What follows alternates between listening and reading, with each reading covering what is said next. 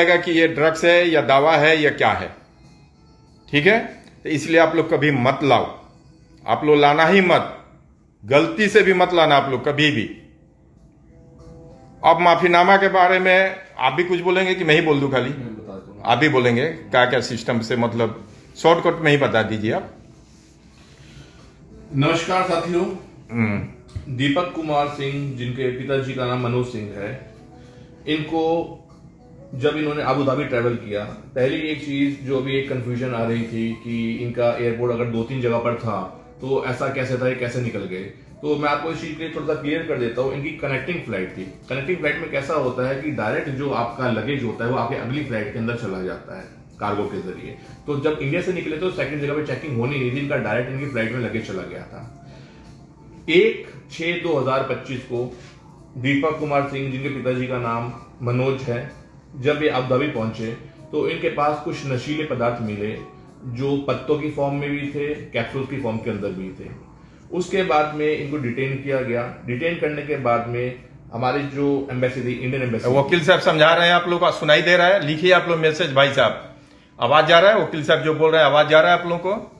सबसे पहली चीज मैं आपको यही कहना चाहूंगा कि आप लोग अफवाह में ना आए, क्योंकि अभी मैं नहीं इन्वॉल्व होना चाहता इस चीज में, क्योंकि देखो हर चीज का एक प्रोटोकॉल बना होता है, एक लीगल कॉन्सुलेट की बात होती है। अब जैसा हमारा कॉन्सुलेट इधर है इंडिया का, इंडियन कॉन्सुलेट ऑफ जनरल है, तो अभी उसकी बात कैसी होती है कि एक एक्सेस चाहिए होता है, परमिशन चाहिए होती है। अभी लीगली मैं आपको थोड़ा सा पहले ब्रीफ कर देता हूँ एक्चुअल मैटर क्या था, क्योंकि लोगों को मैटर ही नहीं पता मैटर था क्या।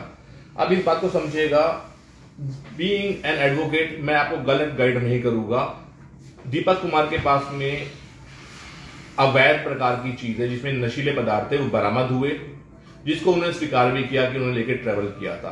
तो पहली चीज तो ये थी कि हमारे हाथ वही कट जाते जब उसको एक्सेप्ट करे बैठे हैं। तो आपको स्टार्टिंग में बताता हूं, 1/6/2025 को इन्होंने ट्रेवल करा, जब इनको डिटेन किया गया।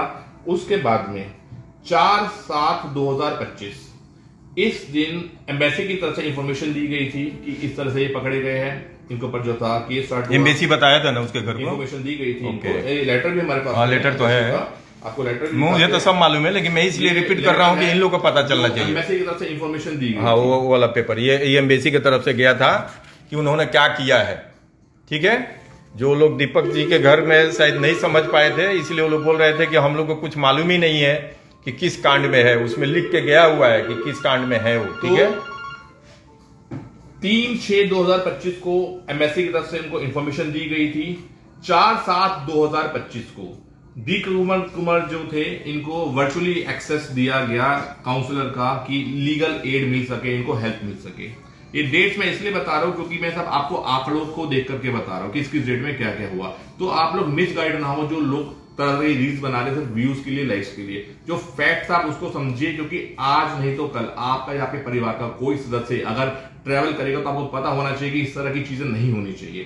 तो 4/7/2025 को दीपक कुमार को वर्चुअली मिलने के लिए काउंसिल एक्सेस किया गया था। इसके बाद में ये चीज चलती रही और 8/10/2025 को जब इनको एक्सेस मिला था, उसके बाद में जब ये केस स्टार्ट हुआ, ठीक है, तो इसके लिए भी आपको बता देता हूं मैं, ये अभी कौन सा दिया था मैंने? हाँ, ये वाला पेपर। हाँ, ये वाला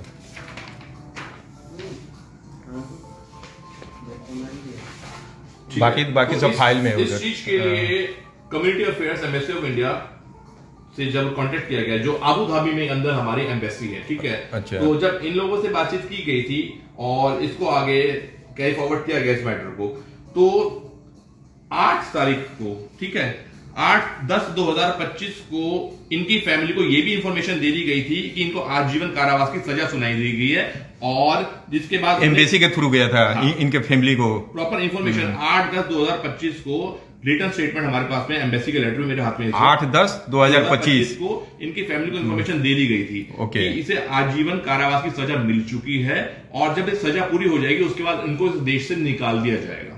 ये ऑलरेडी उनको इंफॉर्मेशन दी गई थी। अब हम आते हैं आगे के मामले के ऊपर। अभी करंट कंडीशन के अकॉर्डिंग कैसा था, अभी जो मर्सी पिटीशन फाइल हुई थी, ठीक है, इसकी जजमेंट आ चुकी थी। जजमेंट की कॉपी भी हमारे पास में है, सारा कुछ है मेरे पास, अभी इनके सारे डॉक्यूमेंट्स हैं। इस केस को हमने बहुत स्टडी किया। अभी कैसा होता है ना कि जो यहाँ का लॉ है वो अलग है, हमारा इंडियन लॉ नहीं है। अब जैसे आप हमारा इंडियन लॉ देखिए, ये इंडियन लॉ का ये सब तो इनका ये अलग चीज होती है, वहां का हमारा कानून अलग है। यहाँ का कानून अलग होता है। अभी सबसे बड़ा इश्यू कैसे आ रहा था, ये जो शेख मंजूर आलम है ये इसके लिए भागदौड़ कर रहे थे, लेकिन हम भी मजबूर थे। मजबूर हम इसलिए थे क्योंकि इनका कोई ब्लड रिलेशन नहीं था, ये उनकी फैमिली की तरफ से ऑथोराइज नहीं थे कि इस चीज को आगे ले जा सके। किसी भी चीज के लिए देखो, कोर्ट में कोई पिटीशन फाइल करनी है, कुछ भी करना है, कायदे से तो उनकी फैमिली के किसी व्यक्ति को यहाँ पर आना चाहिए था। अब ठीक है, जो भी उनका व्यक्तिगत मामला है, उनके घर में कोई नहीं है, कोई नहीं है, जो भी आर्थिक स्थिति है, जो कुछ भी उनके साथ में है, तो अब उनके बिहाफ के ऊपर ये फाइट कर रहे हैं इस चीज को, लेकिन फाइट करने के लिए इनका अथॉरिटी, इनकी अप्रूवल नहीं था। तो अभी 2 दिन पहले जो लीगल वे था, जो एक प्रोटोकॉल था, उसके तहत, हम सारी डिटेल नहीं बता सकते, उसके तहत इनको अप्रूवल मिल गया, परमिशन मिल गई। अब लीगल वे के अंदर ये उस चीज को फाइट कर रहे हैं। तो सबसे पहली चीज तो ये समझाना चाहूंगा कि जो इधर उधर लोग बता रहे हैं उनमें से कोई भी ऑथोराइज नहीं था फैमिली की तरफ से इस चीज को यहाँ रिप्रेजेंट करने के लिए। अब शेख मंजूर आलम जो है ये इस चीज को कर रहे हैं, तो मिसगाइड ना हो, ये जो आपको आगे अपडेट्स बताए गए किस डेट में क्या हो रहा है, क्या जजमेंट आ रही है, क्या केस में हो रहा है, हर एक चीज आपको बताई जाएगी, अपडेट करा जाएगा।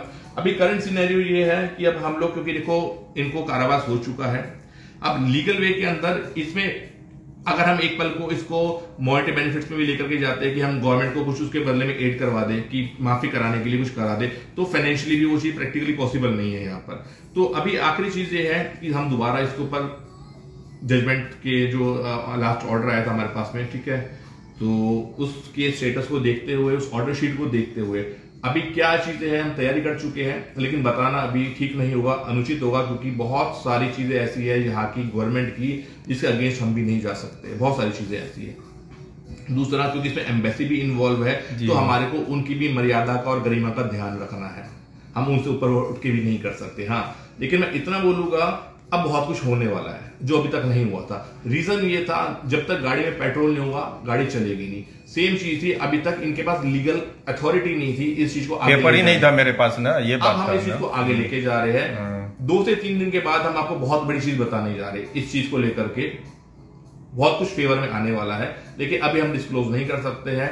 बस इतना समझ लीजिएगा, एक एक चीज लीगल वे में हुई थी, इंफॉर्मेशन दी गई थी, माल बरामद हुआ था, सारी ऑर्डर शीट, सारे डॉक्यूमेंट्स हमारे पास में हैं ऑलरेडी। अब हम अपने तरीके से फाइट कर रहे हैं। अभी तो सिर्फ एक चीज, एक सामाजिक तौर पे काम हो रहा था क्योंकि लीगल अथॉरिटी नहीं थी, अभी लीगल अथॉरिटी है, अब इस चीज के ऊपर कार्रवाई की जा रही है। बहुत जल्दी इसके अंदर कुछ अच्छा आपको बताया जाएगा। धन्यवाद जी।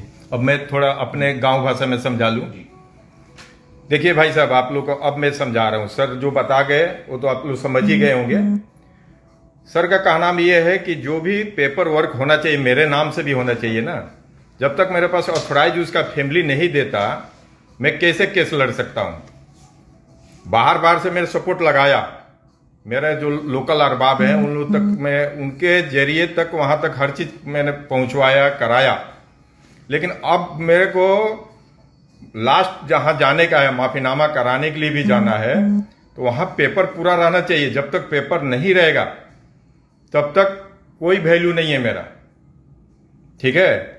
आज वो उनका जीजा का क्या नाम है, अच्छे नाम है, अच्छे सिंह, मैं उनको कल ही बोल दिया था कि कैसे भी आज हमको वो लेटर होना चाहिए वकील के थ्रू। मैंने अपना आईडी भी दे दिया। हाँ, नहीं वो वाला है सर, वो वाला। हाँ, तो उन्होंने ये भेजा प्रूफ दिखाने के लिए कि सर मैं कचहरी में आया हूं।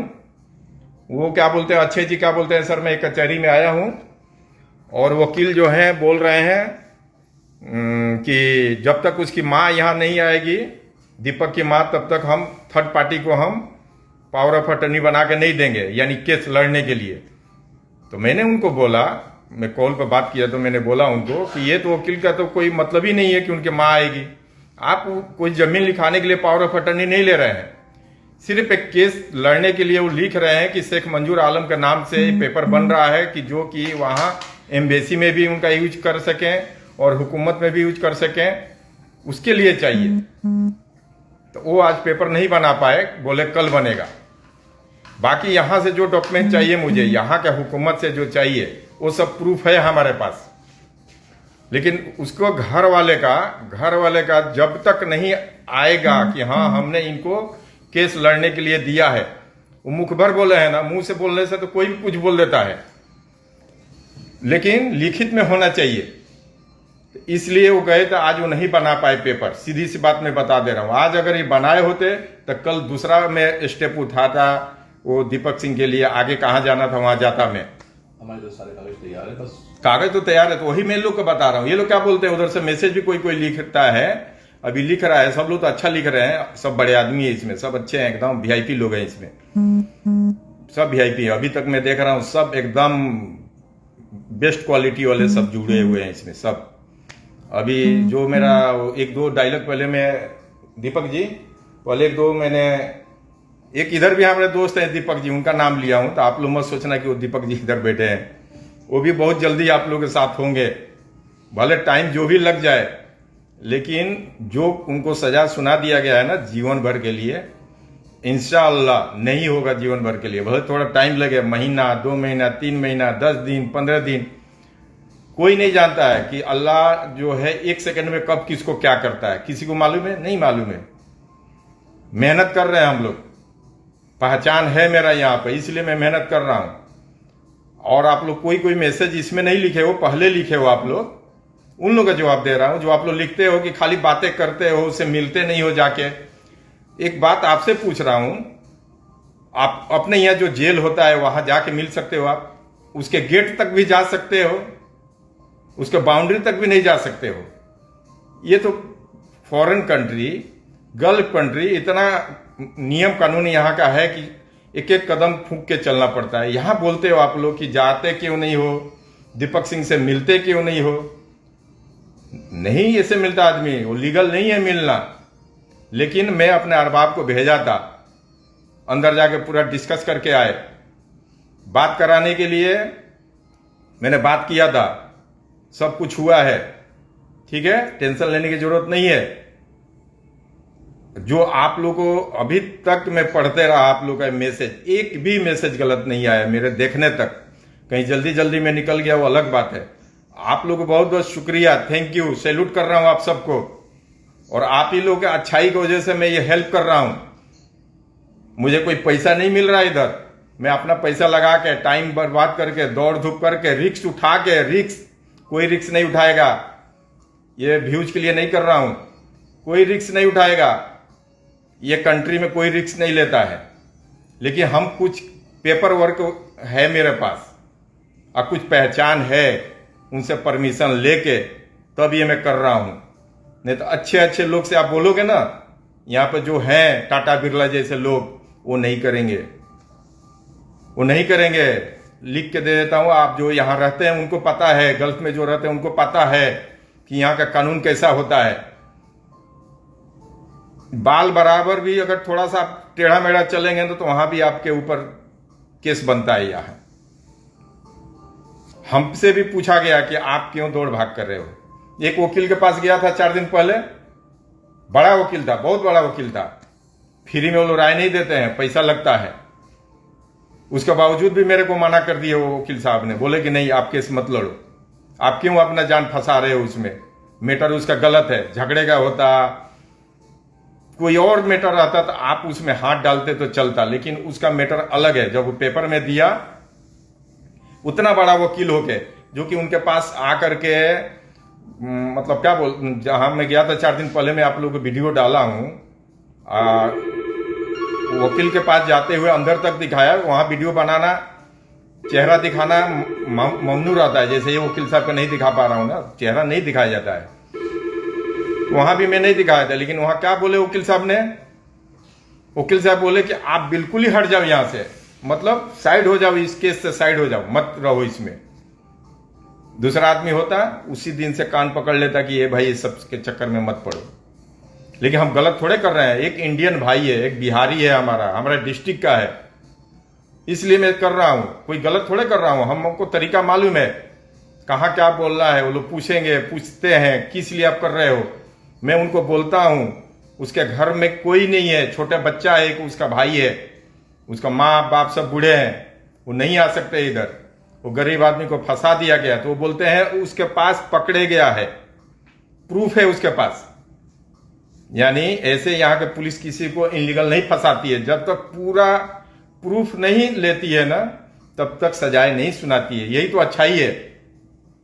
प्रूफ भी है, उन्होंने एक्सेप्ट भी करा, एक्सेप्ट भी कर लिया है ना, उनकी रिटर्न स्टेटमेंट भी है कि उन्होंने accept लिख के करा भी दिया है उसने। मैं खुद अपनी मर्जी से जानते हुए इस चीज को लेकर ट्रैवल किया है, सारे उसको सब सब लिखा हुआ है उसमें। और आप लोग बोलते हो कि उसको फंसा दिया गया है, फंसा दिया, तो जब नहीं मालूम है आप लोगों को तो मत ऐसा गलत कमेंट किया करो। यहाँ के पुलिस वाले, सीआईडी वाले सब पढ़ते हैं कि कौन क्या बोलता है यहाँ के बारे में, और उस दर से रिप्लाई क्या आता है। ये सब पुलिस के यहाँ के बारे में हमको गलत लिखो, हमको लिखो, जो लिखना है लिखो, पुलिस के बारे में मत लिखो, प्रॉब्लम आ जाएगा। आपको नहीं आएगा, हमको आ जाएगा। बोलेंगे तुम क्यों ऐसा बना रहे, दिखा रहे जो कि वहां के लोग गलत बोल रहे हैं। ये सब नहीं लिखा जाता है, ठीक है। आप लोग सिर्फ दुआ करो, आप लोग दुआ करो कि वो छूटे जल्दी से जल्दी। और कुछ पूछना चाह रहे हैं आप लोग तो आप उधर से पूछो, हम आपको बताता हूं क्या पूछना चाहते हैं आप लोग। आज दिल का भड़ास निकाल लो, आप लोग आया हूं ना ऑनलाइन, दिल का भड़ास निकालो, क्या पूछना है लिखो, मैं आपको जवाब देता हूं, ठीक है।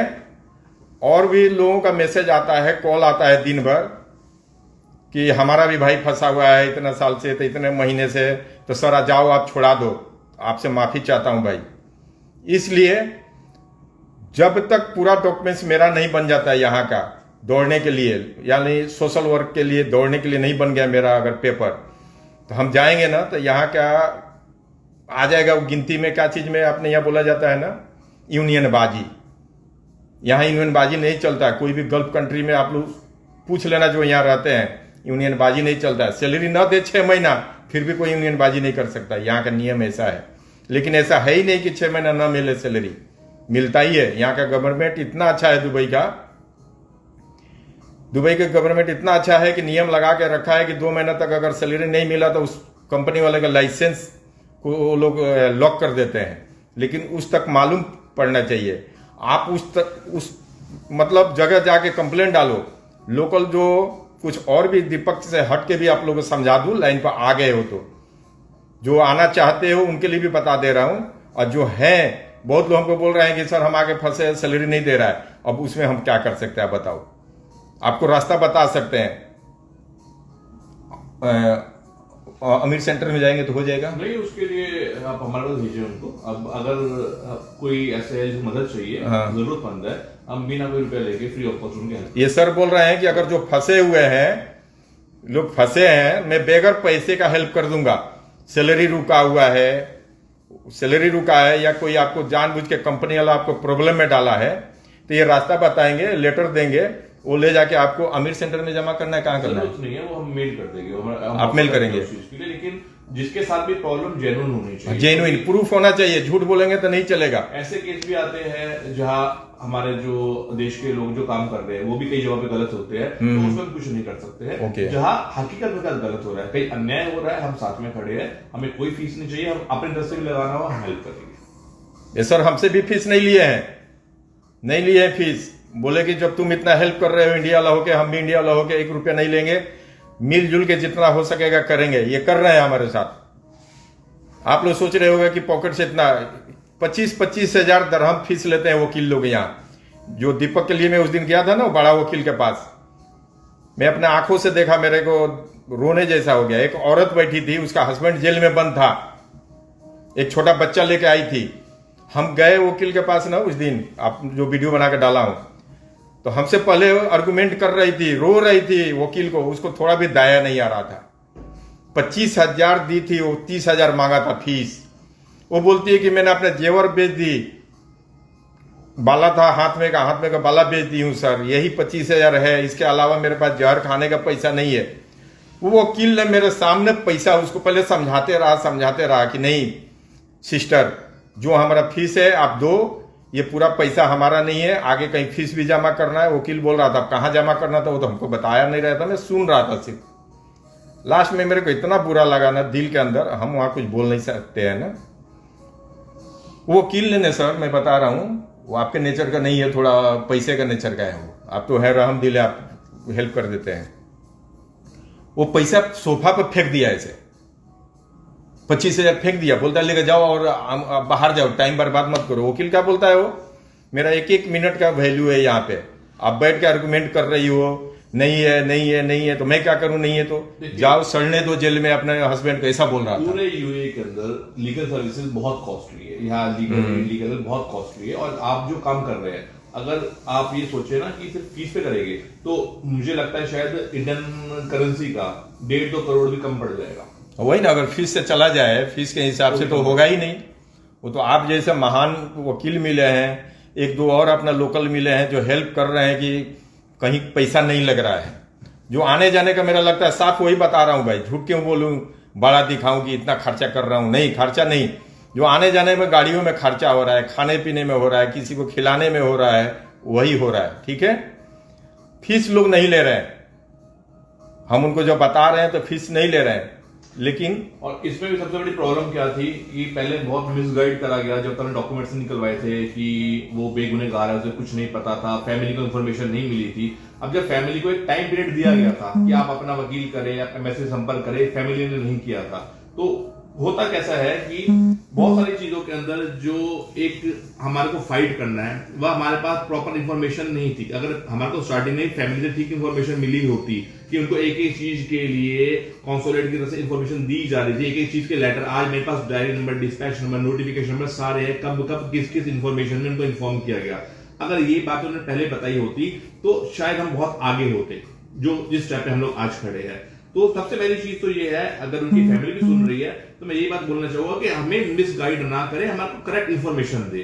अभी होता कैसे कि ये जो हमारे इतने दिन अभी खराब हुए, उन फैक्ट्स को जानने के लिए अगर उन्हें पहले में बता दिया होता कि ये सर्कमस्टांसेस, ये फैक्ट्स है कि एक्सेप्टेड है, इन्वॉल्वमेंट है, तो हम अगला स्टेप लेते। अभी जो इतने दिन हमारे लगे, इसीलिए लगे उन सब चीजों को, फैक्ट्स को वेरीफाई करने में कि क्या रियलिटी थी, क्या ऑर्डर आया, कब कैसे क्या चीज हुई, जबकि उनको एक एक लेटर जा चुका था पहले से। तो मैं यही सबसे अनुरोध करना चाहूंगा जो भी सुन रहा है या किसी के साथ अगर कोई भी इस तरह का इश्यू है, कि एटलीस्ट अपने वकील को आप फैक्ट्स बताओ, तभी वो आपकी हेल्प कर सके।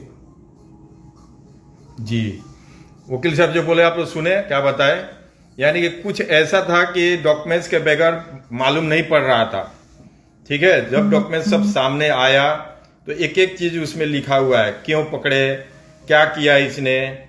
आप लोग अलग वहां बोलते हो गांव में, मैं उसका बुराई नहीं कर रहा हूं, लेकिन जो हकीकत है बताना पड़ेगा। अभी भी कोई अच्छे नाम के हैं, बोलते हैं कि छूटेगा कि नहीं छूटेगा, तो मैं क्या बोल रहा हूं समझो। तो मैं बोल रहा हूं तो सुनो ना, समझ में आएगा।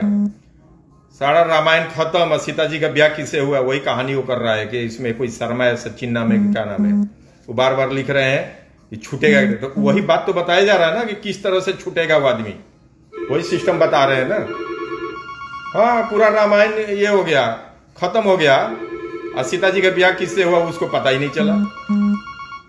बोल रहा हूं तो सुनो ना मैं क्या बोल रहा हूं। अभी नहीं छूटा है, छूटना होगा तो महीना भी लगेगा, 2 महीना भी लगेगा, 6 महीना भी लगेगा, 1 महीना भी लगेगा, 10 दिन भी लगेगा। मैं टाइम नहीं बता सकता हूं कि इतने दिन में छूट जाएगा। जैसे अपने यहाँ केस चलता है, मर्डर केस रहता है किसी का, तो डेट पर डेट पड़ता है कि नहीं पड़ता है, वो सब यहाँ डेट पर डेट वाला नहीं है। लेकिन लास्ट स्टेप वही है कि माफीनामा। अब वो माफीनामा में जाएगा, दौड़ेंगे, हम भी दौड़ रहे हैं। सुनने में आता है कि वो शाहरुख खान जी भी हेल्प कर रहे हैं, उनका यहाँ बहुत ये इन्वेस्टर हैं यहाँ के, वो तो यहाँ के राजा के एक बार कॉल कर देंगे कि छोड़ दो प्लीज, आप छोड़ दो, मेरा भाई है, गलती कर दिया दिस डेट, लेकिन नहीं।